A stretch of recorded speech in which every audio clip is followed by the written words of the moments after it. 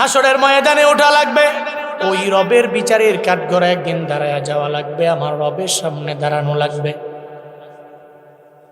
Mayan নবী যখন দাওয়াত দেয়, আবু জাহালের মাথা গরম হয়ে গেল, উতবার মাথা গরম হয়ে গেল। এতদিন মুহাম্মদের ভালো লাগে, এখন আর মুহাম্মদের ভালো লাগে না।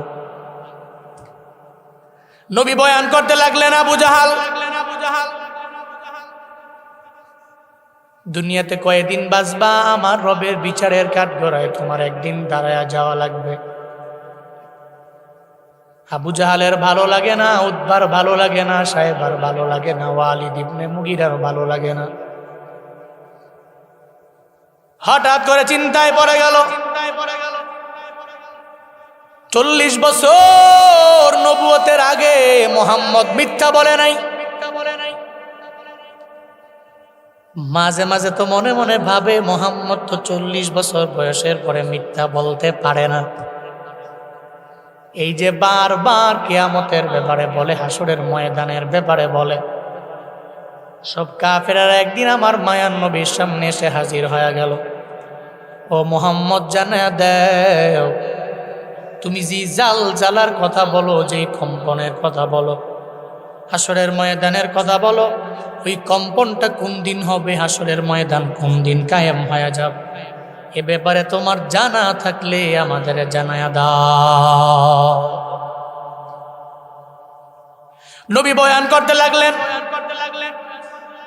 আল কারিয়াতু মাল কারিয়া ওয়া মা আদরাকা মাল কারিয়া ইয়াউমা ইয়াকুনুন নাসু কাল ফারাশিল মাবসুস।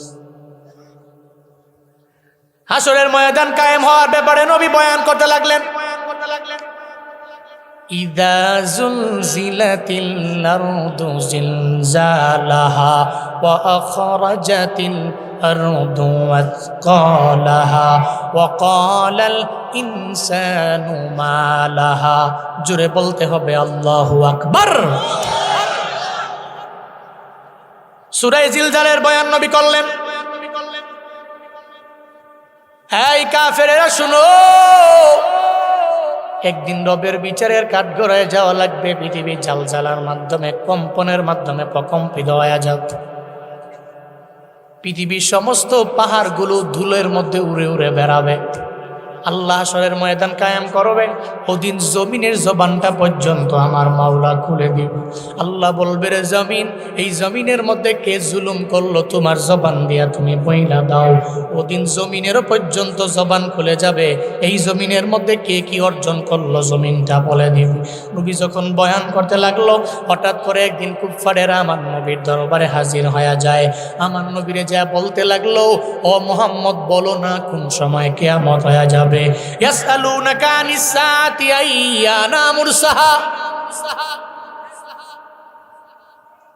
কিয়ামতের ব্যাপারে নবীকে প্রশ্ন করে, এই মুহাম্মদ বলো, আইয়ানা মুরসাহা। মুরসাহার ব্যাখ্যা দিতে যায় মুফাসসিরিনে কেরামগণ জানায়া দিলেন, মুরসাহা এর মানে হলো নোংরটা কোন জায়গার মধ্যে ফালানো হবে। নবীরে যা জিজ্ঞাসা করলো, নোংর তোমার আল্লাহ কোন জায়গার মধ্যে ফেলবে? দুনিয়াতে যেমন নদীর মধ্যে দেখবেন জাহাজ বিভিন্ন জায়গায় জায়গায় ঘুরে বেড়ায়, হঠাৎ করে জাহাজ চালানেওয়ালা নোংর ফালাইয়া দিলে জাহাজটা বন্ধ হয়ে গেল, আর আগায়া যাবে না। আল্লাহ তো দুনিয়ার মালিক, আল্লাহ তো আসমানের মালিক, জমিনের মালিক। এই দুনিয়া বন্ধ করার ক্ষমতা কারো নাই, এটা বন্ধ করতে পারে একজন, চিল্লায়া বলো তার না। এই দুনিয়াকে বন্ধ করতে পারে পৃথিবীর কোনো ব্যক্তি পারে? ডোনাল্ড ট্রাম্প পারবে? জো বাইডেন পারবে? শেখ হাসিনা পারবে নাকি? পারবে না। দুনিয়া স্টপ করার ক্ষমতা পৃথিবীর কোনো ব্যক্তির নাই, একমাত্র এই ক্ষমতা একজনের হাতে। তিনি কে? একমাত্র যেদিন বলবে ইসরাফিল সিংহা নিয়ে দাঁড়িয়ে আছো, ফুৎকার দাও, কিয়ামত হবে। এক কথায় জাহাজ চালানেওয়ালা নোংর ফালাইলে জাহাজ বন্ধ হয়, আইয়ানা মুরসাহা, কোন সময় নোঙ্গর ফালানো হবে, এ ব্যাপারে নবীকে কুফফাররা জানতে চেয়েছে। তোমার রব তো তুমি বলো আসমান জমিনের মালিক, এই আসমান জমিন কোন সময় বন্ধ হবে, নোঙ্গর ফালা স্টপ করে দেওয়া হবে, এটা কোন সময় হবে আমাদেরকে বলবে, জানতে চাইলেন, জিজ্ঞেস করলেন। আল্লাহ পাক বলেন, ও পয়গম্বর, জানতে চাইবে আপনার দরবারে কোন সময় কিয়ামত হবে, আপনি তো জানেন না, ওই জ্ঞানে জ্ঞানী আপনাকে বানাই নাই। ফিমা আনতা মিন যিকরাহা, ওই জ্ঞানে জ্ঞানী তো আপনাকে বানাই নাই। ইলা রাব্বিকা মুনতাহাহা, এই ব্যাপারে দুনিয়ার কোনো বান্দা জানে না, নবী আপনি জানেন না, কেউ জানে না। এই ব্যাপারে জ্ঞান একজনের আছে, চিল্লায়া বলো তার নাম। আল্লাহ পাক বলেন নবী আপনার না, ইয়ামারাস। এই জন্যই তো হাদিসে জিবরাইল আমার নবীর দরবারে আসলেন। নবীর দরবারে আইসা বলে, ও মুহাম্মদ আপনি বলেন না মাতা সাহা, কোন সময় কিয়ামত হবে? নবী বললেন, প্রশ্নকারী আমার চাইতে ভালো জানে। সুবহানাল্লাহ পড়বেন না? এখন যদি কোনো বড় মৌলবী ইউটিউবের মধ্যে এইসব ভিডিও বানায় সারে, 30 সালে কিয়ামত, 35 সালে কিয়ামত হয়ে যাবে, 40 সালে কিয়ামত হয়ে যাবে, তাহলে আমরা পরিপূর্ণ ধরে নিলাম যে জায়গায় নবী বলে আমি জানি না, সাহাবায়ে কেরাম জানে না, তাবিঈন বড় বড় ওলিয়ে কামেলেরা জানে না। ইউটিউবের মোল্লা যদি কয় 30 সালে কিয়ামত হয়ে যাবে, 35 সালে হবে, তাহলে ওর মতো ভণ্ড প্রতারক কেউ হতে পারে না, ঠিক কিনা? যে জায়গায় নবী বললো আমি জানি না, প্রশ্নকারী আমার চাইতে অধিক জানে, ওই জায়গায় কিসের এক 4 টাকা দামের মোল্লা যদি ইউটিউবে এসে কয় 30 সালে কিয়ামত, 35 সালে কিয়ামত, 40 সালে কিয়ামত, তাহলে ও ভণ্ড প্রতারক ছাড়া কিচ্ছু হতে পারে না। তাহলে কিয়ামত হবে, ঠিক কিনা? হবে, হবে। এ ব্যাপারে ঈমান আছে না নাই? ঈমান আছে তো? আহলুস সুন্নাত ওয়াল জামাতের আকীদা, কিয়ামত হবেই, হবেই, হবেই হবে। তবে কোন দিন হবে এ বিষয়ে ইলা রাব্বিকা মুনতাহাহা, এ ব্যাপারে কে জানে? তবে বিশ্বাস রাখতে হবে যে হবে। ছোটবেলায় বক্তব্যে পড়েন নাই ঈমানে মুফাসসাল, আমানতু বিল্লাহি ওয়া মালাইকাতিহি ওয়া কুতুবিহি ওয়া রুসুলি ওয়াল ইয়াউমিল আখির ওয়াল কদরি খাইরিহি ওয়া শাররিহি মিনাল্লাহি তাআলা ওয়াল বা'সি বা'দাল মাউত। ছোটবেলায় পড়লাম 1 নম্বরে আল্লাহর প্রতি ঈমান আনলাম, 2 নম্বরে সমস্ত ফেরেশতাদের প্রতি ঈমান আনলাম, আসমানি সব কিতাবের প্রতি ঈমান আনলাম, সব রাসূলদের প্রতি ঈমান আনলাম। শুধু তাই না, আখিরাতের দিনের প্রতিও ঈমান আনলাম। এর মানে বোঝা গেল দুনিয়ার পরে আখিরাত আছে না নাই? বুঝবো কি করে? এবার যাওয়া লাগবে হাদিসে আলামত।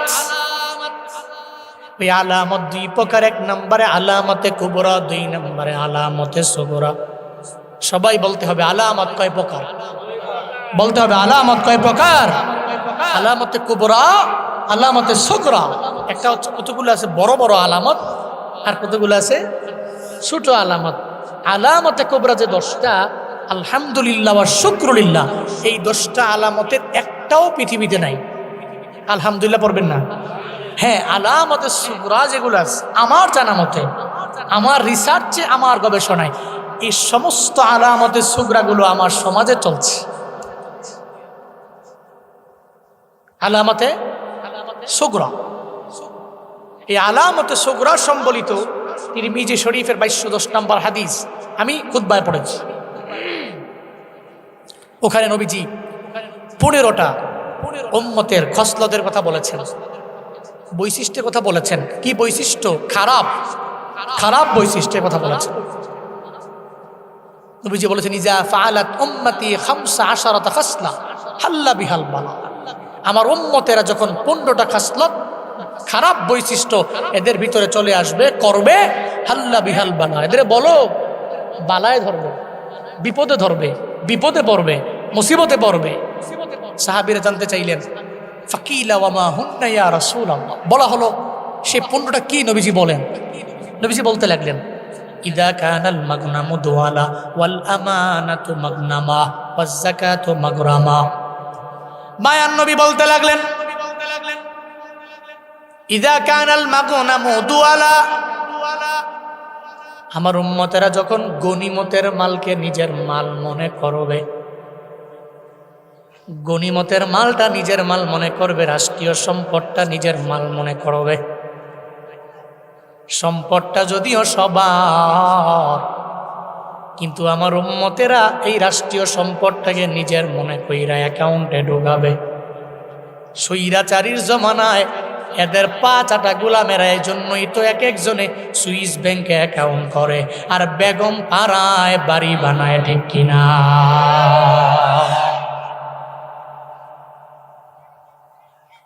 কি মনে করেছেন?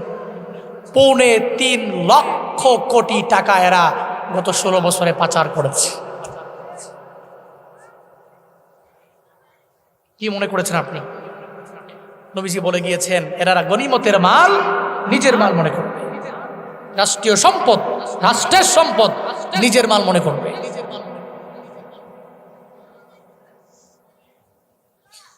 ওয়াল আমানাতু মাগনামা, নবীজি বলেন আমানতের টাকা নিজের টাকা মনে করবে আমার উম্মতেরা। টাকা যদিও আমানতের মনে করবেন নিজের জন্য, দেখেন নাই 1 কোটি টাকা রোডের জন্য টেন্ডার হয়ে গেল, কাজ করার জন্য 1 কোটি টাকা তাদের দেওয়া হলো, 20 লক্ষ টাকার কাম করে বাকি 80 লাখ টাকা মাইরা দেয়, আছে না না?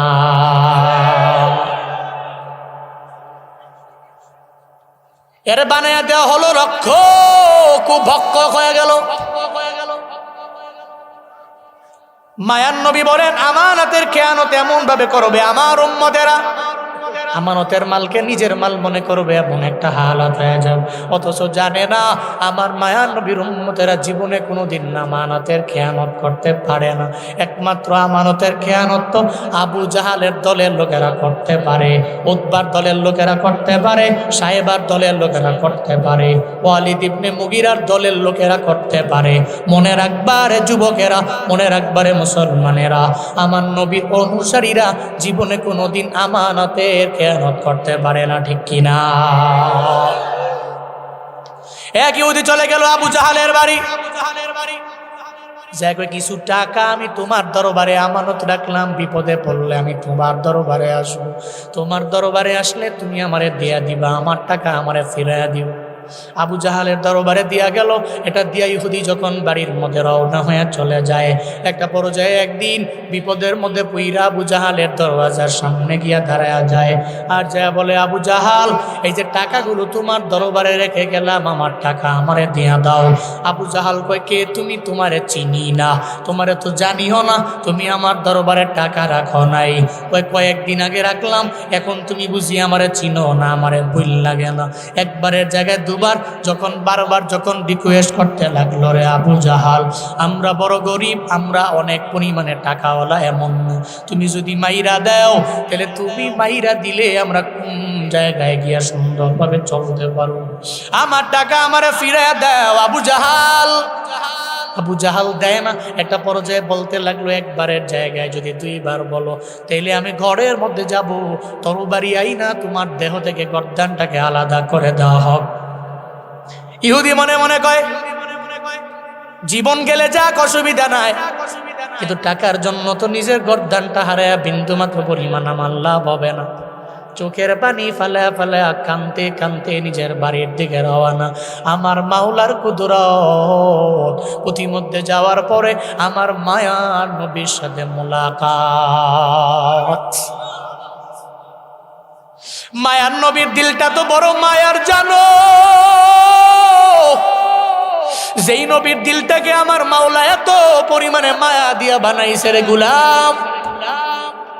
নবী মায়ায় পড়ে গেলেন। ইহুদি যখন চোখের পানি মুছতে মুছতে বাড়ির দিকে রওনা হয়ে যায়, নবী যায় কয়, ইহুদি কেন কান্না করো? কে তোমারে মারলো? কে তোমারে আঘাত করলো? বলো না। ইহুদি কয় আমারে কেউ মারে নাই, তোমারে বইলাও বিন্দু মাত্র পরিমাণ আমার লাভ হবে না। একবার বলো না ভাই, বইলা তো লাভ নাই, বইলা ফায়দাও নাই। আবার নবী বলে আমার একবার বলো না, দেখি তোমারে হেল্প করা যায় কিনা, একটু সাহায্য করা যায় কিনা, একটু সহযোগিতা করা যায় কিনা, আমারে তুমি একটু বলো না। ইহুদি কয় মোহাম্মদ, আমি আবু জাহালের বাড়ির মধ্যে গেছি, আজ থেকে কয়েকদিন আগে কিছু টাকা পয়সা আমি তার বাড়ির মধ্যে জমা রাখলাম। এখন আমার টাকাটা আনার সময় আমি তার কাছে যাওয়ার পরে সে আমারে চিনি না, আমার টাকাও দেয় না। এই জন্য আমি চোখের পানি ফালাইয়া আমি গরিব হওয়ার কারণে কান্না করতে করতে করতে করতে আমি রওনা হয়ে গেল। আমার মায়ার নবী কয়, ও ইহুদি আয় আয়, আমি তোর সঙ্গে করে নিয়ে ইহুদির বাড়ির দিকে আমি রওনা হয়ে যাব। ইহুদির বাড়ির সামনে দাঁড়াবো, ইহুদিকে সঙ্গে করে নিয়ে যখন মায়া নবী যখন দৌড়ায় চলে গেল, আবু জাহালের বাড়ির সামনে দাঁড়াইয়া কয়, আবু জাহাল তুমি বাড়ির মধ্যে আসনি? বলে কে? বলে আমি মুহাম্মদ। কে? মুহাম্মদ। তুমি আমার বাড়ি থেকে? সুবহানাল্লাহ পড়ে না মুহাম্মদ? কাহা মুহাম্মদ। আবু জাহাল বেরোয়া দেখে নবীজির পাশে একটু আগে যে ইহুদিরে ধমক দিয়ে তাড়াইয়া দিছে, ইহুদিরে দেখা যায়। ইহুদিরে দেখা মাথা কি গরম না ঠান্ডা? কথা কয় না, ঠান্ডা না গরম? ওই একটু আগে তারা ধমক দিয়ে তাড়াইয়া দিলাম, আবার এখন মুহাম্মদের নিয়ে আসতে সুপারিশ করলে, সাহস তো কম না রে ইহুদির। আবু জাহাল গায়া, মোহাম্মদ কি জন্য আসছো? কয়, আবু জাহাল টাকা তো তোমার না, টাকা হলো ইহুদির, টাকাটা তুমি আরে দিয়া দাও। এটা তোমার হক না, এটা বান্দার হক। কার হক?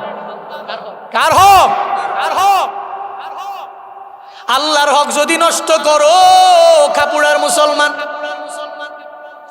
তাওবার মাধ্যমে আমার মাওলা তোমারে মাফ কইরা জান্নাতের মধ্যে ঢুকাইয়া দিতে পারে। কিন্তু বান্দার হক যদি নষ্ট করে কবরে যাও, হাসরের ময়দানে আল্লাহ বলবে, ও বান্দা তোরে মাফ কইরা জান্নাতের মধ্যে ঢুকাইয়া দিলাম। তুমি জান্নাতে দৌড়াইয়া যাচ্ছ, হঠাৎ করে যাওয়ার পথে খাপুরার এক বান্দা তোমার সামনে দাঁড়ায়া গেল। কই যাস রে কলিমুদ্দিন? বলে জান্নাতে যাই। কই যাস? কই জান্নাতে যাই। দাঁড়া, কই যাস? ওই দুনিয়ার 1 লাখ টাকা আগে দে, এরপর যা। হ্যাঁ, কই যাস? কই জান্নাতে। দুনিয়াতে 20,000 টাকা মাইরা দিছিলি, নেতার পাওয়ার দেখাইছ, নেতার ভয়ে আমিও চাই নাই, তুইও দেশ নাই, আমি মরে গেছি, তুইও মরে গেছ, দে টাকা আমার তো দে। বিপদে পড়ে যাবে, এটা বেকায়দায় পড়ে যাবে, টাকা তো নাই, দিবে কি? কয় আমল নামা থেকে আমল আইনা সেই ব্যক্তির টাকা এই ব্যক্তির আমল দিয়া, নেক আমল দিয়া পরিশোধ করো। একটা পর্যায়ে দেখা যাবে 20,000 টাকা, 30,000 টাকা, 50,000 টাকা পরিশোধ করতে যাইয়া ওই বান্দার জিন্দেগির অর্ধেক নেক আমল তাকে দেওয়া লাগবে। ওদিন আফসোস করবে, টাকা তো নাই, নেক তো দেওয়া লাগবে। দেখা যায় কনফার্ম জান্নাতি এই ব্যক্তিগুলো জাহান্নামে যাবে। সবাই পড়ে নাউজুবিল্লাহ। বান্দার হক, বান্দার হক ইম্পর্টেন্ট। তাফসিরে জালালাইন, 2 জালালের তাফসির, জালালউদ্দিন সুয়ুতি, জালালউদ্দিন মাহল্লি, 2 জালাল, জালালান, 2 জালালের তাফসির। অর্ধেক লিখেছেন সুয়ুতি, অর্ধেক মাহল্লি। জালালউদ্দিন সুয়ুতি রহমাতুল্লাহ আলাইহি উনি বলছেন, বাগদাদ থেকে একদল হাজি কাফেলা যাচ্ছে হজ করার জন্য বাইতুল্লাহর উদ্দেশ্যে। পথিমধ্যে যাওয়ার পরে একজন হাজি অসুস্থ হয়ে দুনিয়া থেকে বিদায় নিয়ে চলে গেল। উনি মারা গেল। কিন্তু মরুভূমির মধ্যে বাড়িও নাই, ঘরও নাই, কবর খনন করার জন্য কোদালও পাওয়া যাবে না। এরা পেরেশানির মধ্যে পড়ে গেল। একটা পর্যায়ে দৌড়াইয়া অনতি দূরে একটা বাড়ির মধ্যে গিয়ে রওনা হয়ে যায়। ওই বাড়ির ভিতরে যায় দেখে একটা মহিলা কোদাল দিয়া বাড়ির আঙ্গিনা পরিষ্কার করছে। যায় বলে, রে মহিলা, এই কোদালটা আমায় দাও, আমরা হজ করার জন্য বাইতুল্লাহর উদ্দেশ্যে রওনা হয়ে গেল। যদি কোদালটা আমাদের দাও তাহলে আমরা কোদালের মাধ্যমে কবরটা খনন কইরা আবার দিয়া যাব। মহিলাকে উপকারের মায় বাগে খায়। আমি জানি তোমরা কোদাল নিয়ে গেলে ওই জায়গার মধ্যে রেখে তোমরা দৌড় দিবা, আমারে দিবা না। শর্ত দিয়া দিল, যদি ওই কোদালটা আমাদেরকে যদি আইনা দিয়া যাইতে পারো, আমাকে যদি আইনা দিতে পারো, তাহলে এই শর্তে তোমাকে দিতে পারি। লোকেরা বলে অসুবিধা নাই, কোদাল দাও। শর্ত মাইনা কোদাল নিয়ে যখন রওনা হয়ে গেল, ওই কবরটাকে খনন কইরা ওই হাজিকে দাফন কইরা কোদালটা কবরের মধ্যে রাইখাই ওপরে উঠে গেল। ওঠার পরে একজনে আরেকজনের কয়, আরে কোদাল তো মহিলারে দেওয়া লাগবে, কোদাল তো কবরের মধ্যে রেখে আসলাম। এখন একজন সে বলেছে, শর্ত মানছি, আপনার কোদালটা আপনার হাতের মধ্যে পৌঁছায়া দিব। সে বিপদে পড়ে গেল, বেকায়দায় পড়ে গেল। লোকেরা বলা বলি করতে লাগলো।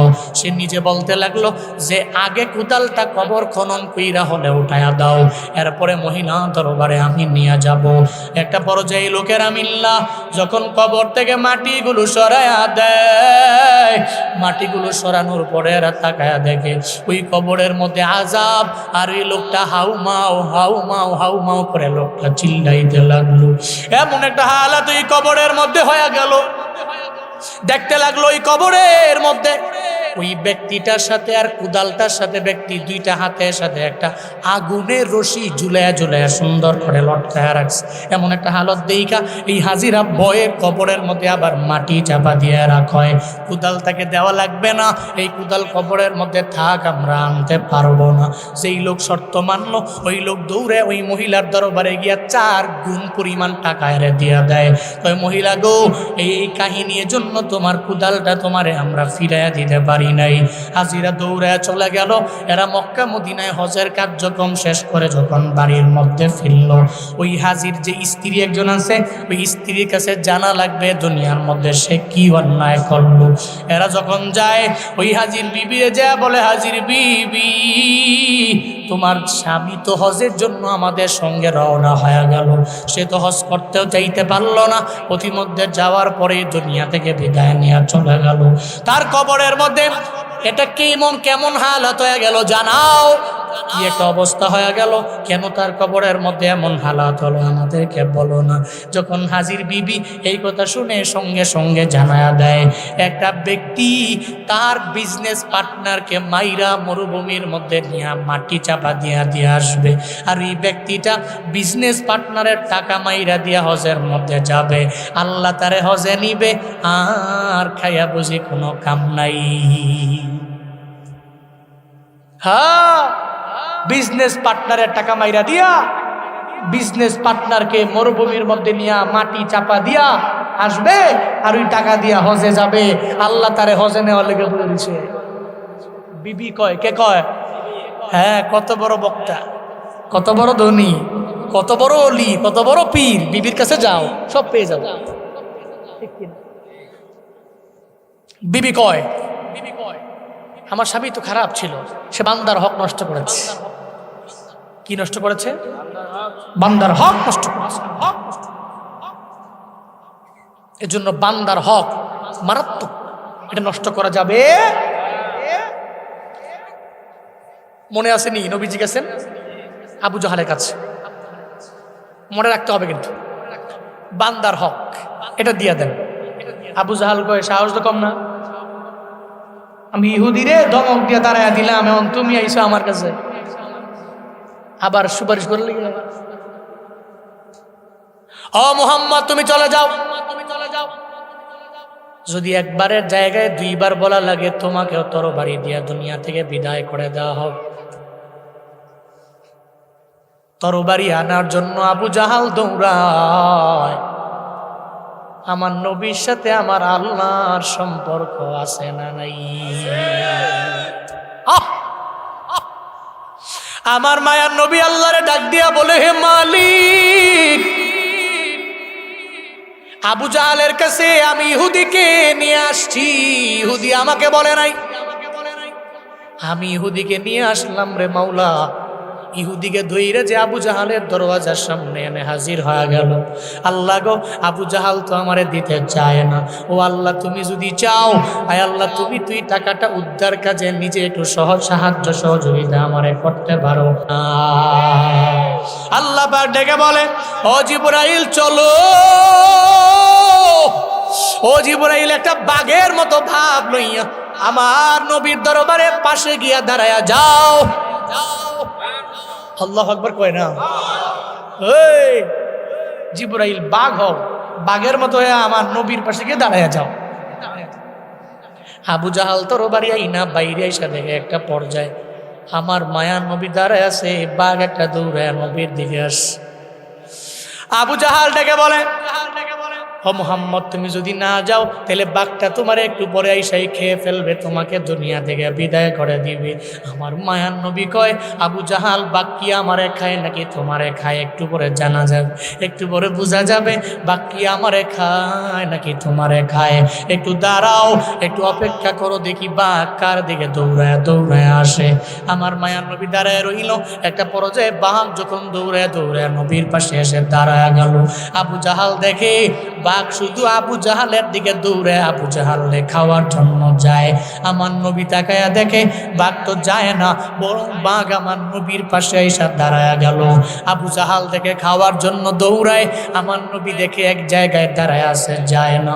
আবু জাহাল ডেকে বলে, ও মুহাম্মদ, এই বাঘটারে থামায়া দাও, বাঘ আমারে খাওয়ার জন্য আমার দিকে বারবার দৌড়ায়া যায়। আমার মায়া নবী কয়, না রে, যায় না। না রে আবু জাহাল, বাঘ তো তোমারে খাওয়ার জন্য যায় না, তুমি ভয় পাও না। বাঘ এক জায়গায় দাঁড়ায় আছে। এই যে একটা খেলা, এই যে কুদরত, এটা দুনিয়ার কোনো মানুষ তো দেখাইতে পারবে না। এটা একজনের কুদরত, চিন্না বলো তার না। কার কুদরত? হ্যাঁ, বাঘ কি করছে? দাঁড়ায় আছে।